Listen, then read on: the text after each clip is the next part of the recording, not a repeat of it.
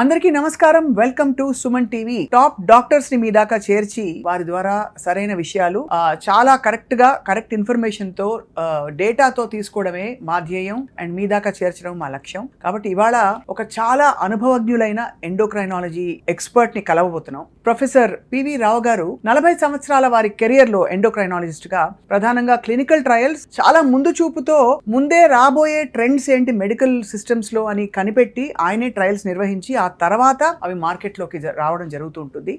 ఎక్కువగా డయాబెటాలజీలో, ఎందుకంటే diabetes cases పెరిగిపోతున్నాయి కాబట్టి ఆయన కెరియర్లో 40 సంవత్సరాల సుదీర్ఘ ప్రస్థానంలో 5 లక్షలకి పైగా పేషెంట్లను ఆయన స్పృశించుంటారు. అలాగే చాలా మందికి చాలా యూస్ఫుల్ ఇన్ఫర్మేషన్ ఇస్తూ వారి జీవితాన్ని, మెడికల్ ప్రయాణాన్ని సార్థకం చేసుకున్నారు. మన అదృష్టం ఇవాళ వారు మన స్టూడియోలో ఉండడం. ఎందుకంటే అంత ఎక్స్పీరియన్స్ తో మనం చేస్తున్న చిన్నపాటి తప్పులేంటి, ఎలా సవరించుకోవాలో కూడా చెప్తారు. సార్ నమస్కారం, స్వాగతం.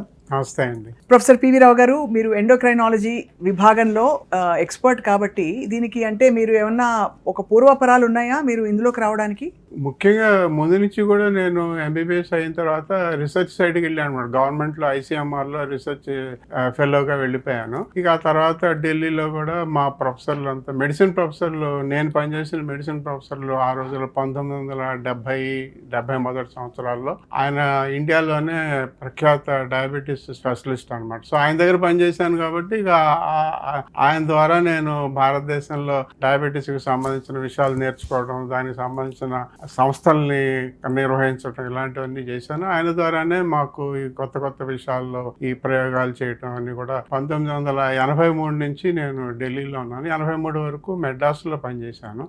అప్పుడు కూడా మేము అక్కడ కూడా అంత డయాబెటీస్ మీద ఎక్కువగా డాక్టర్లు ఆ రోజుల్లో బాగా మాట్లాడుతూ ఉండేవాళ్ళు. అలా నాకు వారి పరిచయంతో డయాబెటీస్లో ప్రవేశించాలనేటువంటి ఆలోచన కలిగింది. అలాగే ఇక 1978 నుంచి కూడా డయాబెటీస్ లోనే రకరకాల కార్యక్రమాలు నిర్వహిస్తూ రకరకాల విషయాలు తెలుసుకుంటూ అలాగే డిగ్రీలు కూడా సంపాదిస్తూ ఆల్ ఇండియా ఇన్స్టిట్యూట్ లో మెడికల్ సైన్సెస్ లో పనిచేశాను. 7 ఏళ్ళు అక్కడ పనిచేశాను. ఆ తర్వాత ఇక్కడ నిమ్స్ హాస్పిటల్కి వచ్చి ఇక్కడ కూడా గవర్నమెంట్ లో దాదాపు 25 ఏళ్ళు నేను ప్రొఫెసర్ గా రిటైర్ అయ్యాను నిమ్స్ హాస్పిటల్. అందుకని మాకంతా లైఫ్ అంతా కూడా ఇక ఒకటే డయాబెటీస్ గురించే ఎన్నో రకాల పరిశోధనా కార్యక్రమాలు మాకు ఎక్కువ.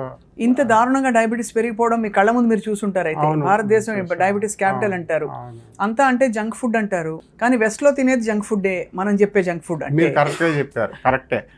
ఆ జంక్ ఫుడ్డే మనం తింటాం, లేదా మనకి వేరే జంక్ ఫుడ్లు కూడా ఉన్నాయి. మన కారపూసలు, మన సమోసాలు, మన పకోడీలు, మన మిక్చర్లు కూడా వాళ్ళ జంక్ ఫుడ్ ను వాళ్ళు ఎలా అనుకుంటాం, మనం కూడా మన స్నాక్స్ అలా జంక్ ఫుడ్ అనుకోవాలి. ఈ కారణాలన్నీ లోపల కారణాలు ఒకటే, డయాబెటీస్ ఎక్కువ అవటానికి కారణాలు. జంక్ ఫుడ్ అనేది భారతదేశం జంక్ ఫుడ్ వేరు, వాళ్ళ జంక్ ఫుడ్ వేరు. మనం తింటున్నాం, వాళ్ళు తింటున్నారు. సో మనం కూడా ఆందోళన పడాల్సిన జంక్ ఫుడ్స్ ఉన్నాయి మన సిస్టమ్ లో. చాలా ఉన్నాయి. ఒకప్పుడు అది మనకి సంతోషం వచ్చినా దుఃఖం వచ్చినా ముందు తట్టేది ఫుడ్డే కాబట్టి ఫుడ్ ద్వారా చాలా అన్యాయాలు జరిగిపోతున్నాయి రోజైతే. సార్ తప్పకుండా మేము మిమ్మల్ని మళ్ళీ డిస్టర్బ్ చేస్తాం. మా సుమన్ టీవీ వ్యూవర్స్ కి సరైన ఇన్ఫర్మేషన్, అంటే ఇప్పుడు అన్ని ఎక్స్ట్రీమ్స్ వచ్చేసాయి సార్. ఆ ఎక్స్ట్రీమ్స్ పక్కన పెట్టి moderate and healthy happy life style కోసం అడుగులు వేద్దాం. మీ నుంచి మేము మరింత సమాచారం తెలుసుకుంటాం ఎప్పటికప్పుడు. సో మిమ్మల్ని డిస్టర్బ్ చేస్తూ ఉంటాం, మీరు అనుమతి ఇవ్వాలి మాకు. తప్పకుండా. Doctor PV Rao garu, we're honoured to have you here. నమస్కారం సార్. మీ ప్రయాణంలో మీరు ఎక్కువ క్లినిషియన్ గా ఉన్నారా, రీసెర్చ్ పర్సన్ గా ఉన్నారా? అలా క్లినిషియన్ గా ఉన్నప్పుడు మీరు చాలా రేర్ కేస్ అనుకుని ఒక చాలా అద్భుతమైన విషయం కనుగొన్న సందర్భము, లేదు ఒక చాలా ముదురు కేసుని మీరు సాల్వ్ చేసిన సందర్భం ఉంటుంది కదా? అంటే మేము డయాబెటీస్ అనేది మేమందరం కూడా రక్తంలో గ్లూకోజ్ 500, 600, 1000 మిల్లీగ్రాములతో వచ్చిన వాళ్ళని, అంటే మాకు సాధారణంగా గవర్నమెంట్ లో పనిచేసినప్పుడు అలాంటి కేసులు చాలా వస్తాయన్నమాట. వాళ్ళకి ఏదైనా ఆపరేషన్ చేయాల్సి ఉంటుంది అర్జెంటుగా, ఒక 2-3 గంటల్లోనే పెద్ద ఆపరేషన్, మేజర్ ఆపరేషన్, 5-6 గంటలు ఆపరేషన్ చేయాల్సి ఉంటుంది. వాళ్ళకి రక్తంలో గ్లూకోజ్ 600 ఉంటుంది, 1000 ఉంటుంది. మా డాక్టర్లు, అనస్థీషియా వాళ్ళు, మా సర్జరీ వాళ్ళు వాళ్ళని మీరు 120 మిల్లీగ్రాములకు రప్పించండి దాన్ని అని చెప్తారు అనమాట. అదే మాకు చాలా గొప్ప విషయం. 2-3 గంటల్లోనే 600 షుగర్ ని మరి శరీరంలోని మిగతా అవయవాలు పాడవకుండా దాన్ని 600 నుంచి 120కి రప్పించేసి మరి డాక్టర్లకి ఇది సాధారణంగా మాకు అదేదో అత్యద్భుతమైన కార్యక్రమంగా కాకుండా ప్రతిరోజు మేము సాధారణంగా గవర్నమెంట్ హాస్పిటల్లో ఇవి బయట ప్రాక్టీస్లో ఇలాంటివి చేయడం కష్టం. దానికి సంబంధించిన డాక్టర్లు ఉండాలి, సంబంధించిన పరీక్షలు అన్నీ ఉంటాయి. కాబట్టి మాకు వీటినే నేను ఎక్కువగా చెప్పుకుంటే మీరు ఏదైనా అద్భుతాలు సాధించారా అంటే మేము సాధించిన అద్భుతాలు క్లినికల్లో 1000 షుగర్ ఉన్నా కూడా 1000 మిల్లీగ్రాముల షుగర్ ఉన్న వాళ్ళకి కూడా 1-2 గంటల్లో దాన్ని 100కి రప్పించేసి. ఏం చేస్తారు సార్? మందులు ఇవ్వడం?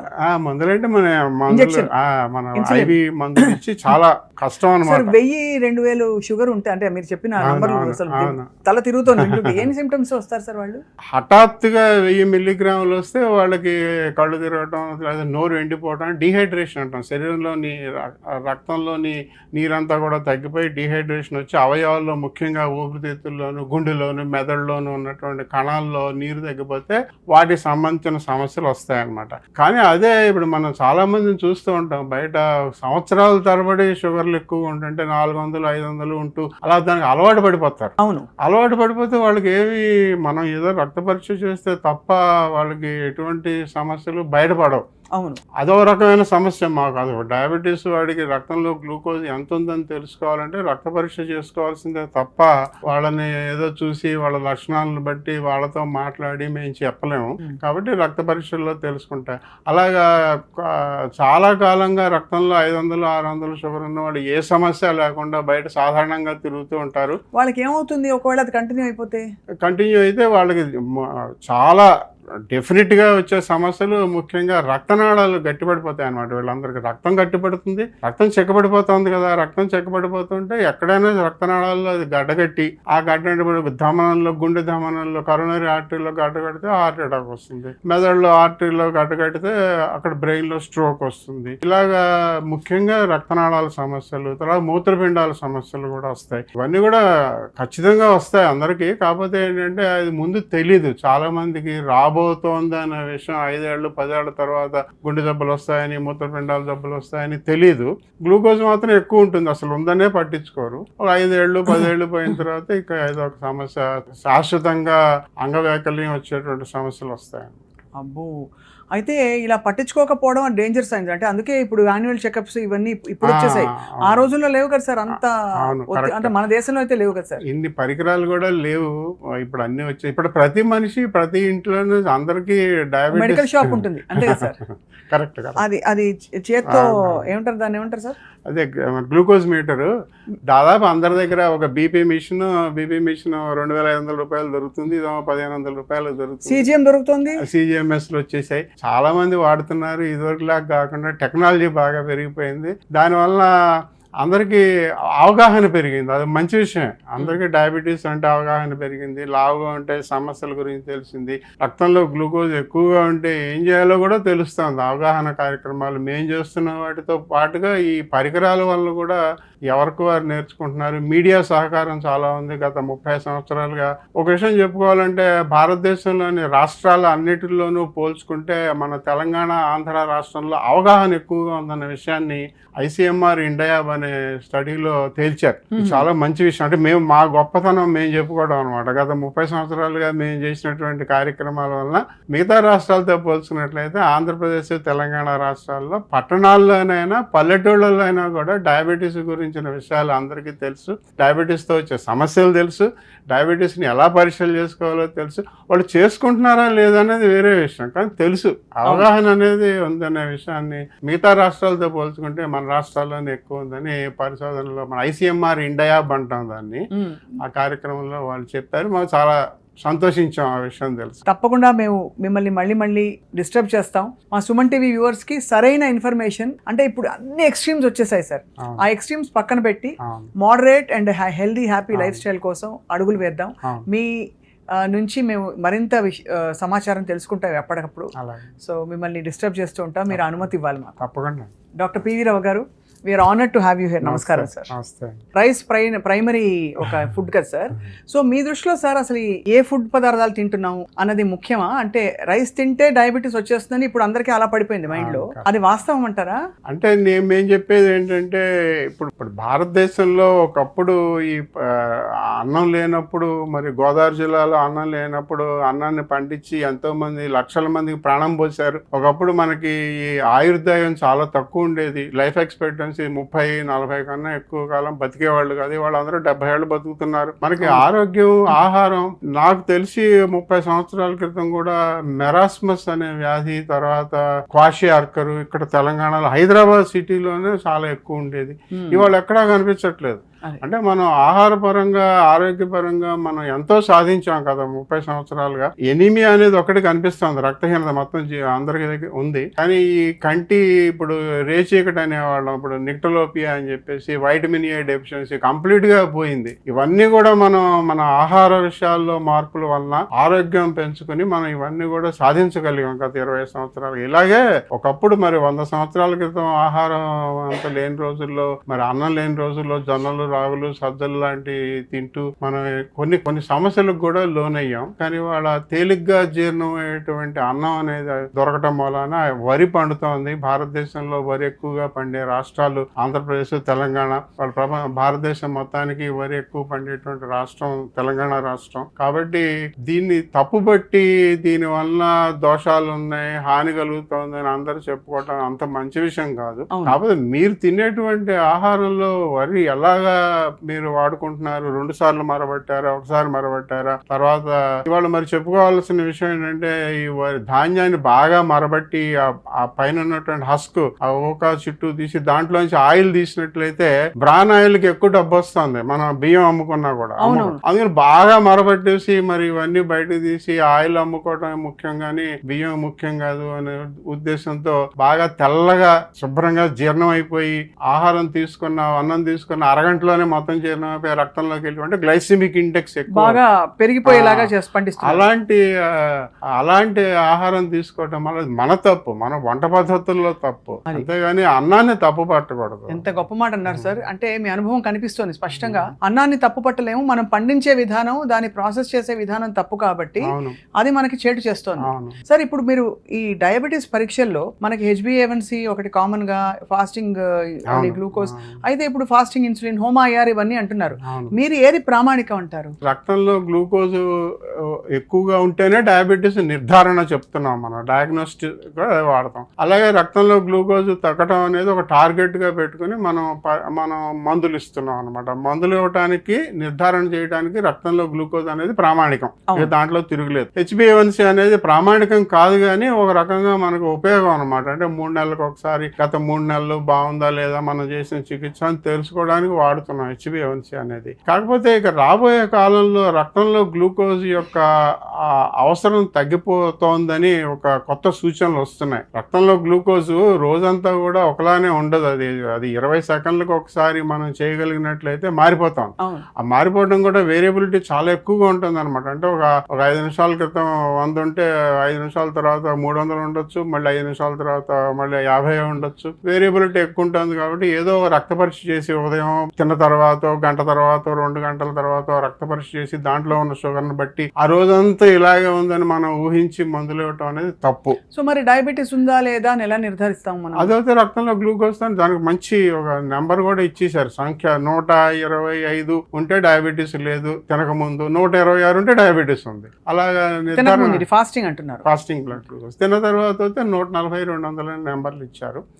సో ప్రతిదానికి సంఖ్యలకు ఆధారంగా మనం చేస్తున్నాం. అది రీజనబుల్ ఎస్టిమేట్ అని చెప్పొచ్చు. ఒకప్పుడు ఇండియా హెల్దీగా ఉండేది, ఇప్పుడు బాగా అన్హెల్దీగా మారిపోయిందని మనం చాలా బాధపడుతున్నాం. వాటికి ప్రధాన కారణాలు ఏంటంటే, నడిచేస్తే ఆ హెల్త్ వచ్చేస్తుందా, జిమ్కి వెళ్ళిపోతే హెల్త్ వచ్చేస్తుందా, సెడెంటరీ లైఫ్ ఒక్కటే కారణమా, లేదు మనం జంక్ ఫుడ్ తింటున్నాం అంటాం, రోజు పని కట్టుకుని ఎవరు బర్గర్లు, పిజ్జాలు కూడా తింటారు సార్.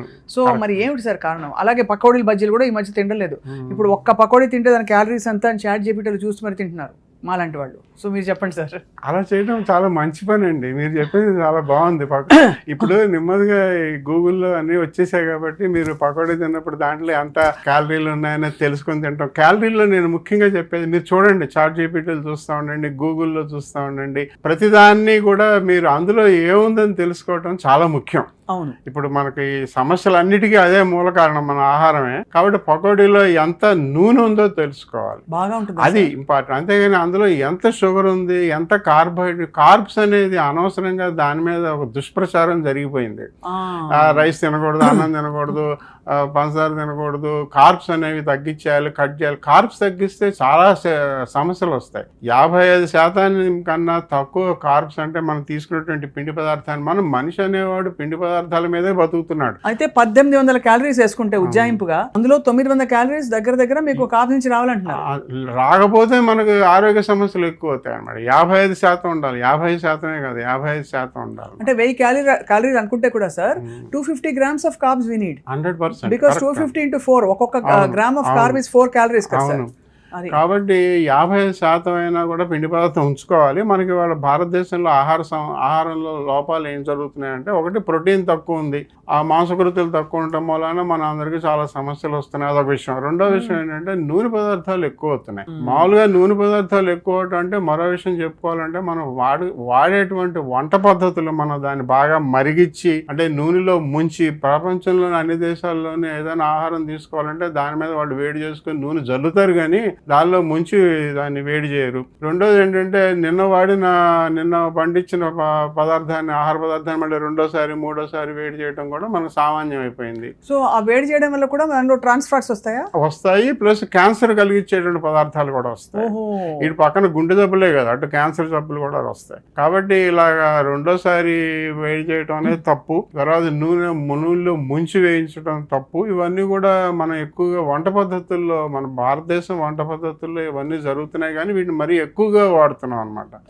ముఖ్యంగా ఏదైనా మనం పెళ్లిళ్ళకి కానీ ఫంక్షన్లకు కానీ వెళ్తే నిన్న తయారు చేసింది, అదే వాళ్ళ పొద్దున్న తయారు చేసింది వేడి చేసి మనకి ఇస్తున్నాం. మనం కూడా 2-3 రోజులకు ఒకసారి కూరలు చేసుకుని మైక్రోవేవ్ లో పెట్టుకుని తింటున్నాం, రోజు అదే వేడి చేసుకుని. సో ఇవన్నీ కూడా సమస్యలు ఉన్నాయన్నమాట. అంతేగాని ఆహార పదార్థాన్ని తప్పు పట్టకూడదు. అంటే ఏదో బియ్యం తప్పు, లేకపోతే పొటాటో, బంగాళదుంప తప్పు అలా అనకూడదు. దాన్ని వండే పదార్థాల్లో, వండే పద్ధతుల్లో తప్పులు అనమాట. సో ప్రధానమైన కల్ప్రిట్స్ నాకు అర్థమైంది, సూపర్ రిఫైనింగ్ రైస్ అండ్ పిండి పదార్థాలు ఒకటి చెప్పారు.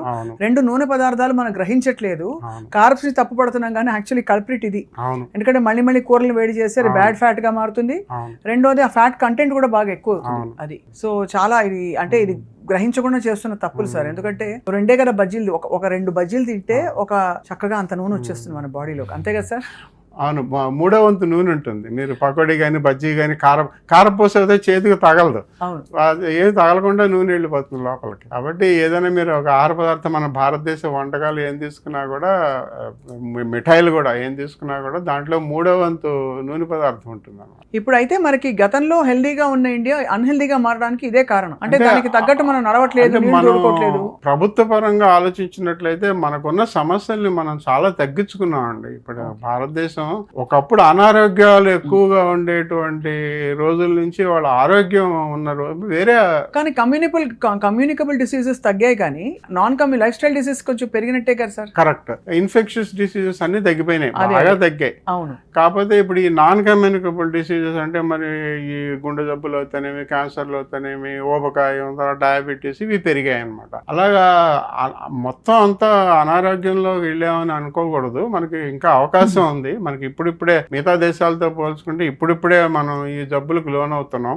భారతదేశాన్ని డయాబెటీస్ క్యాపిటల్ అని చెప్తారు, కానీ సంఖ్యాపరంగా చూసుకుంటేనే క్యాపిటల్, కానీ మన శాతం చూసుకున్నట్లయితే మన భారతదేశంలో డయాబెటీస్ అమెరికా, చైనాలో ఉన్నట్టు లేదు.